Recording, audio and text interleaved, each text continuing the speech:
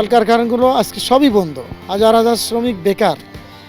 আল্লাহ যদি আমাদের সুযোগ দেয়, আমার পরিকল্পনার মধ্যে এটা আছে, সবাইকে সাথে নিয়ে সরকারের সহযোগিতা সহ অন্যান্য দাতা সংস্থা সহ আমরা কলকারখানাগুলো চালু করার জন্য সর্বোচ্চ চেষ্টা করব আমরা।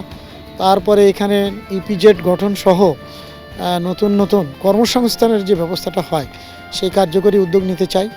মাদকের সয়লাভে আমাদের এই অঞ্চলটা একেবারেই ভরে গেছে।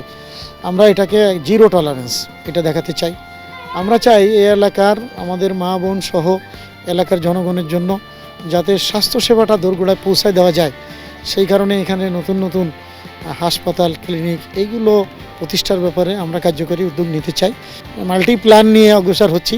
আল্লাহ যদি সুযোগ দেন, আমরা এখানকার সবাইকে সাথে করে নিয়ে সুন্দর একটি খুলনা 3 গঠন করতে পারবো ইনশাআল্লাহ।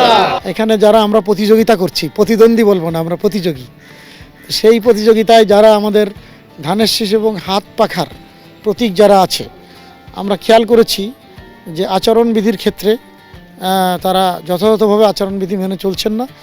তো এই জায়গাটা লেভেল প্লেয়িং ফিল্ড হওয়া দরকার। আরও কিছু মানুষকে প্রতারণার জালে তারা ফেলে দিচ্ছে, ফ্যামিলি কার্ড নামে, কৃষি কার্ড, স্বাস্থ্য কার্ড, হেলথ কার্ড এইগুলো বলে, যেগুলো আসলে নির্বাচনী আচরণবিধির ক্ষেত্রে চলে না, যায় না। এজন্য এটা আমরা এর প্রতিবাদ করেছি। আমরা চাই ফ্রি, ফেয়ার, ক্রেডিবল ইলেকশন। খেয়াল করছেন আপনারা এখানে কত কষ্টের সাথে এই কলোনিতে বসবাস করছে।